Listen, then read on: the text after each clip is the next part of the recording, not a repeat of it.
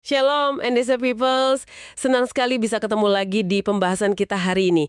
Kali ini kita mau menyelami sebuah renungan yang menurut saya relevan banget ya dari NDC Revive. Judulnya Kobarkan Api Roh Kudus, tanggal 13 September 2025.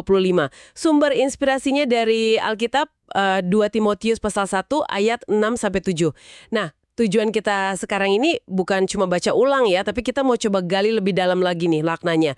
Gimana sih caranya menjaga semangat rohani kita tetap menyala, apalagi kalau lagi banyak tekanan hidup. Mungkin Anda juga lagi ngalamin ini sekarang. Mari kita gali bareng-bareng ya. Oke, jadi renungan ini kan membawa kita ke pesannya Rasul Paulus buat Timotius. Kita bayangin dulu deh, Timotius ini pemimpin muda. Tekanannya banyak banget. Dari jemaatnya sendiri, terus situasi politik juga lagi nggak pasti gitu ya. Di tengah kondisi kayak gitu, Paulus bilang ke Timotius, kobarkanlah karunia Allah yang ada padamu. Kenapa ya? Kenapa ditekankan banget? Nah, ayat 7 itu kasih jawaban. Sebab Allah ngasih kita itu bukan roh ketakutan, Bukan roh ketakutan, betul. tapi roh yang membangkitkan kekuatan, terus kasih, dan ketertiban atau penguasaan diri gitu ya. Tepat sekali. Dan ini yang bikin pesannya kuat banget. Seperti ditekankan di sumber renungan kita ini ya, relevansinya itu loh. Nggak lekang waktu. Tekanan Timotius dulu mungkin beda ya bentuknya sama tekanan kita sekarang. Iya, beda-beda ya. Ada masalah pribadi, mungkin keluarga, ekonomi, politik juga bisa jadi. Tapi dampaknya tuh sering mirip. Bikin semangat kita jadi, aduh loyo gitu. Gairah hidup jadi kayak dikendalikan sama keadaan di luar. Nah, itu dia. Renungan ini menyoroti banget kecenderungan kita ya kan? Membiarkan api di dalam kita itu padam kalau angin di luar lagi kenceng. Itu poin penting banget. Dan di sini nih, renungan itu ngasih gagasan kunci. Gairah hidup orang percaya itu harusnya nggak naik turun ikutin kondisi luar. Iya. Tapi sumbernya dari roh Allah di dalam diri kita, kita pakai metafora yang bagus banget. Api roh di hati kita.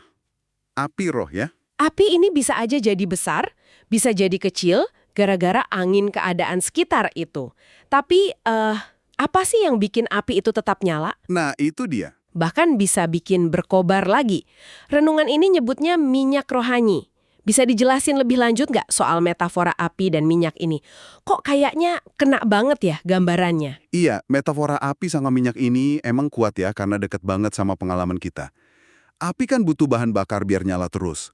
Nah, dalam konteks rohani ini, angin keadaan itu memang bisa pengaruhi nyala api. Kadang bikin tambah besar, kadang malah hampir mati. Betul-betul. Dan ini mengidentifikasi minyak rohani ini sebagai 3 hal penting. Pertama, pengurapan. Ini bukan kemampuan biasa ya, tapi rasa diberdayakan sama Tuhan. Ada campur tangan ilahi gitu. Oke, pengurapan. Kedua, firman Tuhan. Bukan cuma dibaca, tapi jadi pegangan hidup kita. Kebenaran dari Alkitab yang nopang. Firman ya. Ketiga, doa. Ini jalur komunikasi kita yang aktif. Bangun hubungan pribadi terus sama Tuhan. Doa. Pengurapan, firman, doa. Iya, ketiganya itu sumber internal yang mestinya konsisten. Beda sama angin eksternal yang, ya gitu deh, berubah-berubah terus. Oke, paham. Jadi minyak rohani, pengurapan, firman, doa, itu bahan bakar internal buat si api roh. Nah, sekarang gimana Roh Kudus cara praktisnya kasih kekuatan itu? Kan tadi disebut di 2 Timotius 1:7, ada kekuatan, kasih, ketertiban. Ya, gimana Roh Kudus bikin itu nyata dalam diri kita menurut penjelasan sumber ini? Sumber ini jelasin kalau peran Roh Kudus itu nyata banget. Bukan cuma teori teologi ya, tapi pribadi yang aktif kerja di dalam kita. Kekuatan yang dia kasih itu bukan berarti kita jadi bebas masalah, bukan gitu. Tapi kemampuan buat bertahan, buat tetap jalan di tengah masalah itu.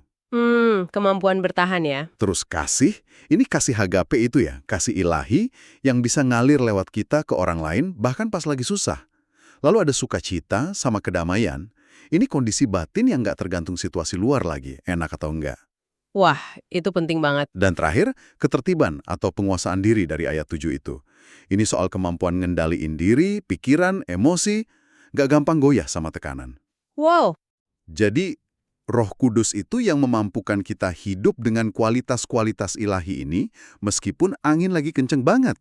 Kuncinya yaitu tadi, seperti ditekankan renungan ini, terus mengandalkan Roh Kudus, jangan kekuatan sendiri. Ini benar-benar mindahin fokus kita ya, bukan soal ngilangin tekanan, tapi justru nguatin sumber kekuatan dari dalam diri. Nah, dari pemahaman ini nih, renungan itu juga ngajak Anda semua secara pribadi buat refleksi. Coba yuk kita renungin sebentar. Seberapa besar sih angin keadaan di luar sana saat ini mempengaruhi besar kecilnya api semangat dalam diri Anda? Coba jujur aja sama diri sendiri. Dan yang lebih penting lagi nih, langkah nyata apa ya yang bisa Anda ambil buat secara sadar mengobarkan api itu lagi? Apa artinya nambah minyak rohani buat Anda pribadi minggu ini? Mungkin lewat doa yang lebih sungguh-sungguh, atau merenungkan firman lebih dalam, atau cari pengurapannya lagi. Kalau kita tarik kesimpulannya ya, pesan utama dari renungan ini tuh kayak sebuah undangan. Undangan buat mindahin sumber kekuatan kita.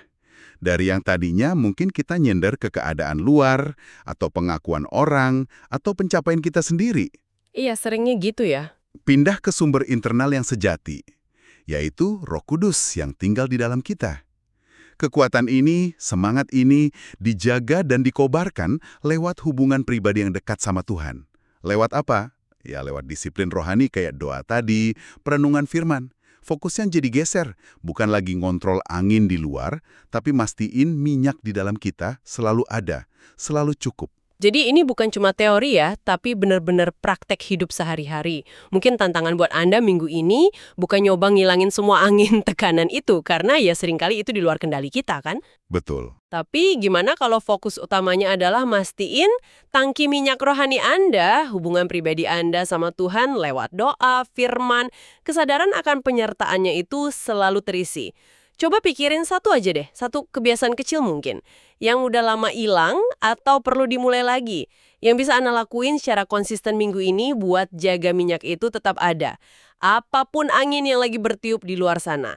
Tuhan Yesus memberkati.